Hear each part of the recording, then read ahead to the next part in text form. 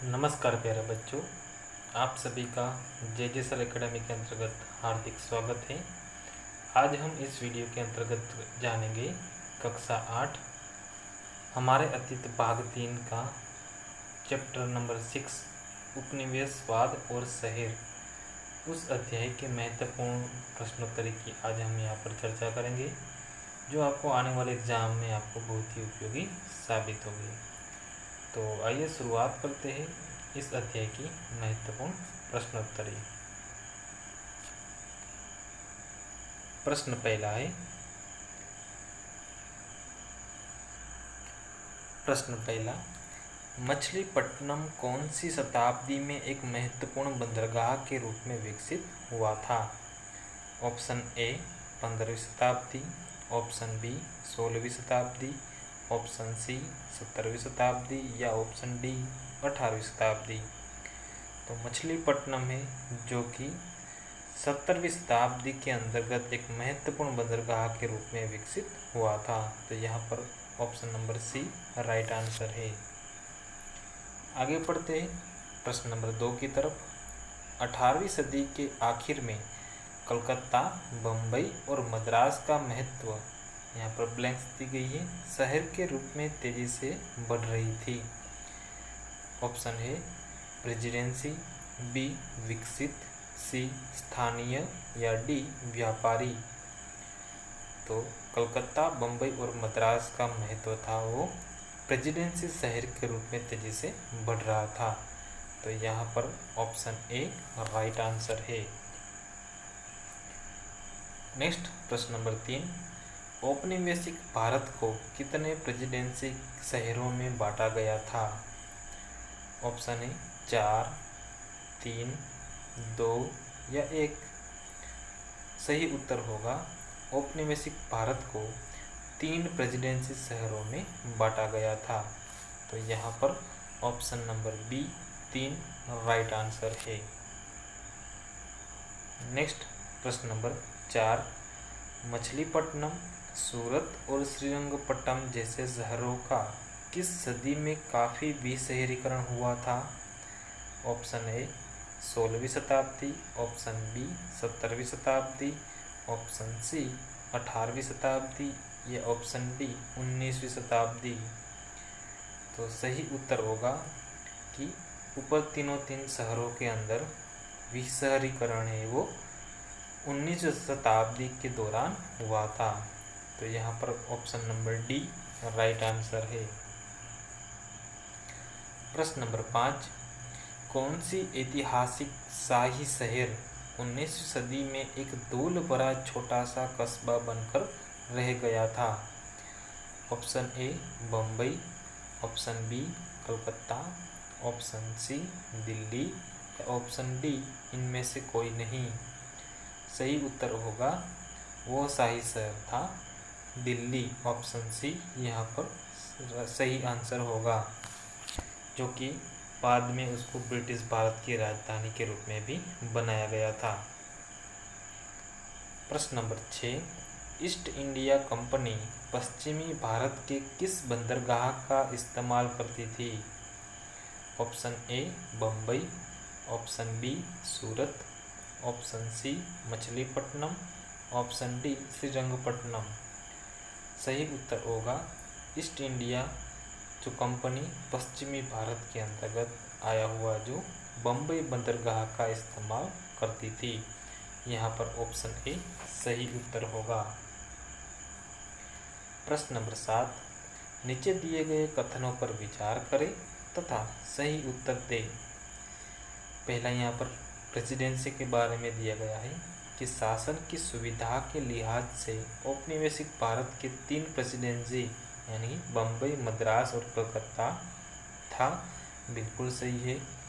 Option B, शहरीकरण के बारे में जानकारी दिया गया है, ऐसी प्रक्रिया जिसमें अधिक से अधिक लोग शहरों में रहने लगते हैं। बिल्कुल सही है। तो यहाँ पर ऑप्शन दिए गए, पहला है पहला सही दूसरा गलत, बी पहला और दूसरा दोनों सही, सी दूसरा सही लेकिन पहला गलत, डी पहला और दूसरा दोनों गलत। तो यहाँ पर ऊपर के जो प्रेसिडेंसी और शहरीकरण के बारे में दोनों कथन बिल्कुल सही थे, इसीलिए यहाँ पर बी ऑप्शन पहला और दूसरा दोनों सही राइट आंसर होगा। प्रश्न नंबर 8, दिल्ली के यमुना नदी के बाएं किनारे पर लगभग 60 मील के छोटे से क्षेत्रफल में कितनी राजधानियां बनाई गई थी?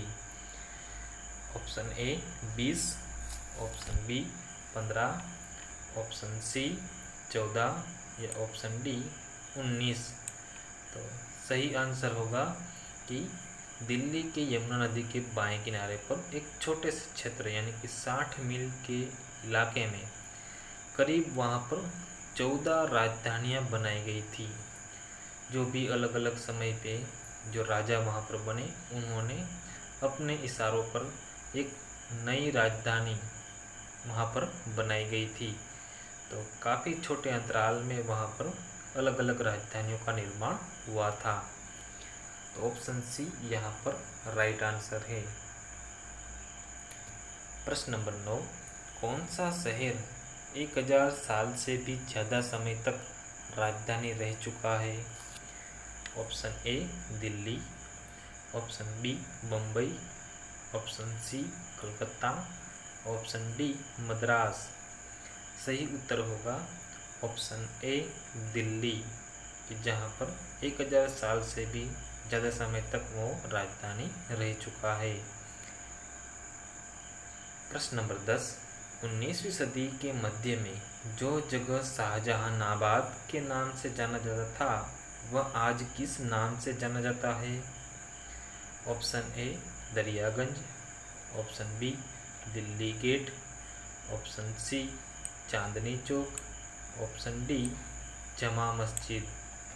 तो सही उत्तर होगा कि जो शाहजहानाबाद के नाम से जाना जाने वाली जगह आज दरियागंज के नाम से जाने जाती है। दरियागंज का अर्थ है दरिया यानी नदी, गंज का अर्थ होता है बाजार। तो ऑप्शन ए यहाँ पर सही उत्तर होगा। नेक्स्ट प्रश्न नंबर 11, निम्नलिखित में से सही उत्तर को चिन्हित करें। तो यहाँ पर कुछ शब्द की उनकी विशेषता दी गई है। जैसे पहला दरगाह, जिसका अर्थ होता है सूफी संत का मकबरा। बी खानकाह, जहाँ पर अर्थ दिया गया है यात्रियों के लिए विश्राम घर। तीसरा ईदगाह, मुसलमानों का खुला प्रार्थना स्थल, जहाँ सार्वजनिक प्रार्थना और त्योहार होते हैं। चौथा दिया गया कुलदेश, एक ऐसा रास्ता जो एक जगह जा पर बंद हो जाता है। तो इन चारों जो कथनों के ऊपर कुछ ऑप्शन दिए गए कि कौन सा सही है। पहला है पहला तीसरा सही, दूसरा और चौथा गलत। बी पहला दूसरा तीसरा सही लेकिन चौथा गलत। सी पहला दूसरा चौथा सही लेकिन तीसरा गलत। या डी पहला दूसरा तीसरा चौथा चारों सही। तो सही उत्तर होगा ऊपर के चारों जो दिए गए कथन है बिल्कुल सही है, इसीलिए ऑप्शन डी सही होगा। आगे बढ़ते हैं प्रश्न नंबर 12 की तरफ। शाहजहानाबाद की स्थापना कब शुरू हुई थी? ऑप्शन ए 1639 में, ऑप्शन बी 1539 में, ऑप्शन सी 1649 में या ऑप्शन डी 1549 में। तो सही उत्तर होगा शाहजहानाबाद की स्थापना 1639 में शुरू हुई थी। नेक्स्ट प्रश्न नंबर 13, भारत की सबसे विशाल और भव्य मस्जिदों में से एक कौन सी मस्जिद थी? ए सूफी मस्जिद, बी जामा मस्जिद, सी जिन्नत अल मस्जिद या डी इनमें से कोई नहीं। सही उत्तर होगा भारत की सबसे विशाल और भव्य मस्जिदों में से एक, जिनका नाम है जामा मस्जिद कहा जाता है। ऑप्शन बी सही उत्तर होगा। नेक्स्ट प्रश्न नंबर 14, किसके समय दिल्ली सूफी संस्कृति का एक अहम केंद्र हुआ करती थी?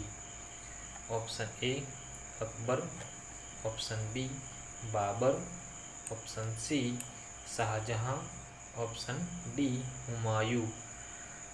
तो सही उत्तर होगा कि सूफी संस्कृति की एक प्रकार के अहम केंद्र के रूप में शाहजहां के समय काल के अंदर काफ़ी फैला था, जहाँ पर सूफी जो संस्कृति थी काफ़ी उस टाइम पे प्रचलित हुई थी।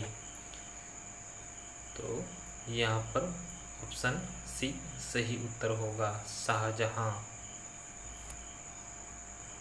नेक्स्ट प्रश्न नंबर 15, किसने कहा था कि दिल्ली की सड़कें महज सड़कें नहीं हैं, वे तो किसी चित्रकार की एल्बम के पन्ने हैं? ऑप्शन ए टॉमस डेलियन ने कहा था, ऑप्शन बी निजामुद्दीन औलिया ने कहा था, ऑप्शन सी मीर तकी मीर ने कहा था, या ऑप्शन डी सूफी संत ने कहा था। तो सही उत्तर होगा यहाँ पर मीर तकी मीर, जिन्होंने कहा था कि दिल्ली की सड़कें महज सड़कें नहीं हैं, वे तो किसी चित्रकार की बनी एल्बम के पन्ने के बराबर है। तो मीर तकी मीर जो कि एक उर्दू शायर है, जिन्होंने इस सेंटेंस से कथन को उन्होंने व्यक्त किया था दिल्ली के बारे में। नेक्स्ट प्रश्न नंबर 16, निजामुद्दीन औलिया की दरगाह कहाँ है? ऑप्शन ए दिल्ली में, ऑप्शन बी कोलकाता में, ऑप्शन सी सूरत में, या ऑप्शन डी आगरा में। तो सही उत्तर होगा निजामुद्दीन औलिया की दरगाह दिल्ली के अंतर्गत आई हुई है। यहाँ पर ऑप्शन ए सही उत्तर होगा। नेक्स्ट प्रश्न नंबर 17, 1803 में अंग्रेजों ने किसको हराकर दिल्ली पर नियंत्रण हासिल कर लिया था? ऑप्शन ए मुसलमानों को, ऑप्शन बी शाहजहां को, ऑप्शन सी सिख को, ऑप्शन डी मराठों को। तो सही उत्तर होगा 1803 में अंग्रेजों ने मराठों को हराकर दिल्ली पर नियंत्रण हासिल कर लिया था। और तब तक तो ब्रिटिश भारत की राजधानी कलकत्ता थी, जहाँ पर उस टाइम पे ना अंतिम मुगल बादशाह वहाँ पर जो लाल किले के महल में रहने की उनको छूट मिली हुई थी। तो ऑप्शन डी यहाँ पर सही उत्तर होगा। नेक्स्ट प्रश्न नंबर 18, दिल्ली ब्रिटिश भारत की राजधानी कब बनी थी? Option A 1909, option B 1911, option C 1913, या ऑप्शन डी 1915। तो दिल्ली ब्रिटिश भारत की राजधानी 1911 में बनी थी, जब जॉर्ज पंचम को इंग्लैंड का राजा बनाया गया था। ऑप्शन बी यहाँ पर सही उत्तर होगा। नेक्स्ट प्रश्न नंबर 19, नीचे दिए गए कथनों पर विचार करें तथा सही कथन पहचानिए। पहला, 1857 से पहले दिल्ली के हालात दूसरे औपनिवेशिक शहरों से काफ़ी अलग था। बिल्कुल सही। सेकंड, भारतीयों और अंग्रेज़ों की बस्तियां अलग अलग होती थी। जी हाँ, बिल्कुल सही है। थर्ड, भारतीय लोग काले इलाकों में और अंग्रेज लोग सुसज्जित गोर इलाकों में रहते थे। बिल्कुल सही है। डी उपरोक्त सभी। तो यहाँ पर तीनों कथन बिल्कुल सही है, इसलिए ऑप्शन डी उपरोक्त सभी सही उत्तर होगा।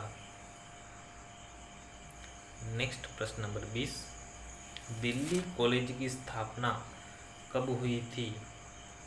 ऑप्शन ए 1814 में, ऑप्शन बी 1816 में, ऑप्शन सी 1824 में, या ऑप्शन डी 1829 में। दिल्ली कॉलेज की स्थापना सही उत्तर होगा 1824 में हुई थी। शुरुआत में वहाँ पर एक मदरसे के रूप में वहाँ पर शुरुआत की गई थी। तो यहाँ पर ऑप्शन सी 1824 सही उत्तर होगा। नेक्स्ट प्रश्न नंबर 21, दिल्ली पुनर्जागरण काल किस अवधि को लोग मानते थे? ऑप्शन ए 1820 से 1830 के बीच, ऑप्शन बी 1830 से 1857 के बीच, ऑप्शन सी 1817 से 1847 के बीच, ऑप्शन डी 1820 से 1837 के बीच। तो दिल्ली पुनर्जागरण यानी कि उस समय पे विज्ञान और मानव शास्त्र के क्षेत्र में एक नई युग का सूत्रपात हुआ था। तो वो समय काल था 1830 से 1857 के बीच का। तो यहाँ पर ऑप्शन बी सही उत्तर होगा। नेक्स्ट प्रश्न नंबर 22, अंग्रेजों के द्वारा किस मस्जिद को एक बेकरी में तब्दील कर दिया गया था? हम सब जानते हैं जैसे ही मुगलों के पश्चात जब दिल्ली के ऊपर ब्रिटिशरों का वहाँ पर शासन हुआ तो उन्होंने काफ़ी उनकी मस्जिदों के ऊपर अपना नियंत्रण कर लिया था, जहाँ पर बहुत सारी मस्जिदों को अलग अलग व्यवसाय के रूप में उन्होंने उपयोग करना शुरू कर दिया था। कई सारी मस्जिदों को उन्होंने बंद भी कर दिया था। तो यहाँ पर एक बेकरी में जो उसको बदल दिया था वो पहचानना है। ऑप्शन ए जामा मस्जिद, ऑप्शन बी सूफी मस्जिद, ऑप्शन सी जीनत अल मस्जिद या ऑप्शन डी इनमें से कोई नहीं। सही उत्तर होगा ऑप्शन सी जीनत अल मस्जिद को अंग्रेजों ने बेकरी में तब्दील कर दिया था। नेक्स्ट प्रश्न नंबर 23, 1870 के दशक में शाहजहानाबाद की किस दीवारों को अंग्रेजों ने तोड़ा था? तो ऑप्शन ए उत्तरी, ऑप्शन बी पश्चिमी, ऑप्शन सी पूर्वी या ऑप्शन डी दक्षिणी। तो रेलवे की स्थापना के लिए और शहर की जो चार दीवारी को बाहर फैलाने के लिए जो शाहजहानाबाद की पश्चिमी दीवारों को उन्होंने तोड़ दिया था। तो यहाँ पर ऑप्शन बी पश्चिमी सही उत्तर होगा।